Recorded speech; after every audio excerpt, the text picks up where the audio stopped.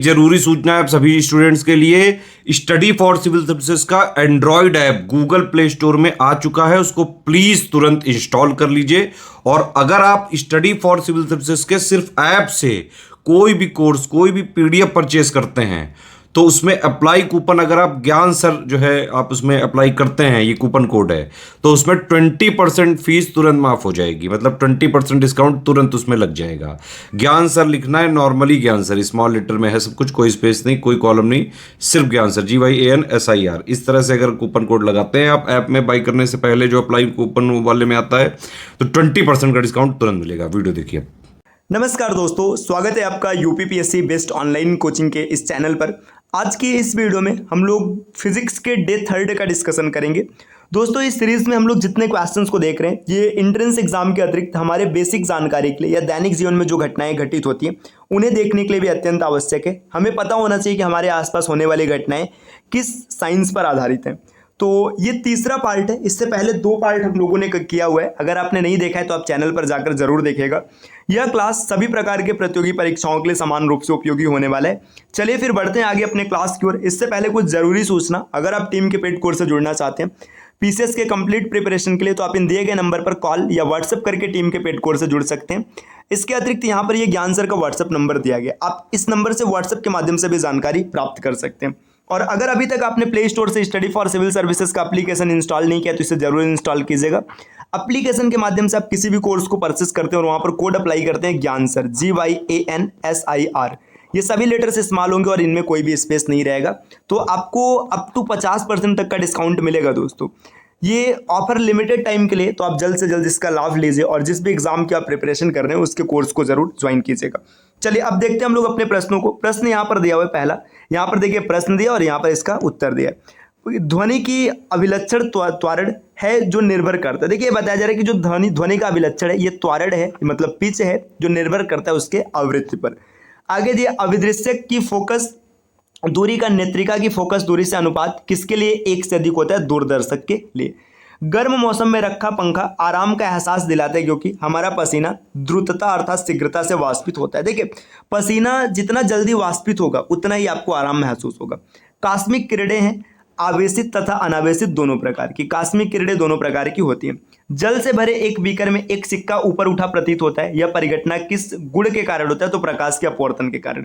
देखिए पानी में अगर आप कोई भी बर्तन डाल दीजिए, कोई भी पदार्थ पानी में गिरा होगा तो ऊपर हुआ उठा हुआ दिखाई देगा, ये अपवर्तन के कारण होता है। एक सांवली त्वचा का व्यक्ति एक गोरी त्वचा की व्यक्ति की तुलना में अधिक गर्मी एवं अधिक सर्दी अनुभव करेगा। मतलब देखिए एक व्यक्ति है जिसकी त्वचा सांवली है ना, एक व्यक्ति जिसकी त्वचा गोरी है, तो जो व्यक्ति सांवला है उसे गर्मी भी ज्यादा लगेगा और सर्दी भी ज्यादा लगेगा।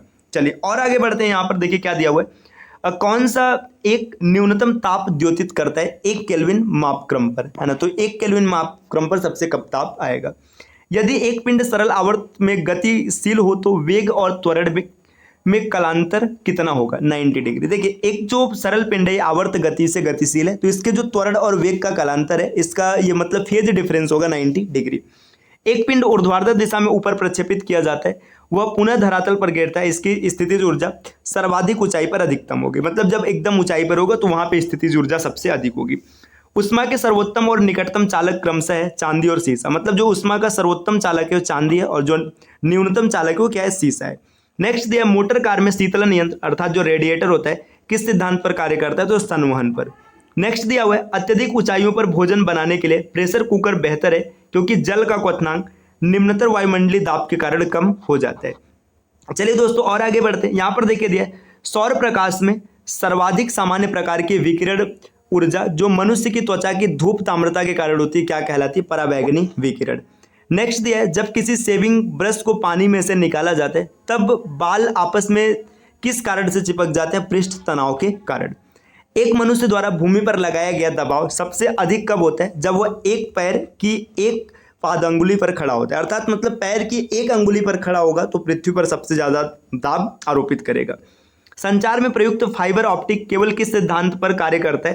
तो प्रकाश के पूर्ण आंतरिक परावर्तन पर। जो फाइबर ऑप्टिक है प्रकाश के पूर्ण आंतरिक परावर्तन पर कार्य करता है। दोस्तों और आगे बढ़ेंगे। यहाँ पर दिया है सीवी रमन को किस क्षेत्र में कार्य करने के लिए नोबेल पुरस्कार से सम्मानित किया गया था? प्रकाश के प्रकीर्णन के क्षेत्र में। 0 डिग्री सेल्सियस पारद के 760 मिमी कूलाम द्वारा लगने वाला दाब क्या कहलाता है? एक एटमॉस्फेयर। मतलब जो एक एटीएम होता है ये 0 डिग्री सेल्सियस मरकरी के 760 mm दाब पर होता है ना। The man who knew infinity शीर्षक वाली फिल्म किसकी जीवनी पर आधारित है? एस रामानुजन। तो देखिए ये एक मूवी है the man who news infinity, है ना। ये मूवी बनी है रामानुजन के जीवन पर आधारित है। कड़-बोसान नाम का संबंध किस वैज्ञानिक से? तो एस.एन. बोस। आगे दिया रेडियो धर्मिता नापी जाती गीगर मूलर काउंटर के द्वारा। गॉड पार्टिकल है हिग्स बोसान को गॉड पार्टिकल कहा जाता है। आइंस्टीन को किस सिद्धांत के लिए नोबेल पुरस्कार दिया गया था? प्रकाश विद्युत के सिद्धांत के लिए। अदिश राशि है ऊर्जा। अर्थ देखिए कई राशियां अदिश राशि होती है। अदिश राशि ऐसी राशि जिसमें दिशा नहीं होती, उन सबको अदिश राशि कहते हैं। जैसे चाल हो गया, दूरी हो गया, है ना, ये सब अदिश राशि है।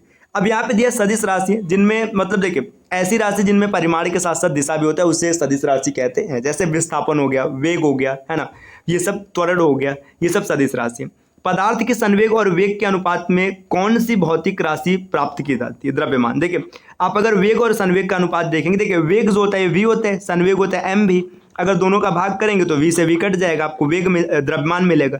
शून्य से स्वतंत्र रूप से गिरने वाली वस्तु का त्वरण क्या होता है? समान होता है। जब 2 किग्रा वाले द्रव्यमान पर 5 न्यूटन का बल लगाया जाता है तो इसके त्वरण की बात करेंगे तो फार्मूला सीधा सीधा होता है F = ma। यहाँ से आप भाग कर लेंगे तो a की वैल्यू आपको 2.5 मिल जाएगी। नेक्स्ट दिया कॉस्मिक किरणों की खोज किसने की थी? तो विक्टर हेस ने किया था, ये भी आप याद रखिएगा दोस्तों। और आगे बढ़ेंगे, यहाँ पर देखिए क्या दिया, राडार के आविष्कारक थे तो रॉबर्ट वाटसन ने राडार को निर्मित किया था। रॉकेट किस सिद्धांत पर कार्य करता है? तो संवेग संरक्षण के सिद्धांत पर। अश्व यदि एकाएक चलना प्रारंभ कर दे तो अश्वारोही के गिरने की आशंका का कारण है विश्राम जड़त्व। चलती हुई बस जब अचानक ब्रेक लगती है तो उसमें बैठे हुए यात्री आगे की दिशा में गिरते हैं। इसको किसके द्वारा समझाया जा सकता है? न्यूटन का पहला नियम। बल का गुणनफल है बल किसका गुणनफल है?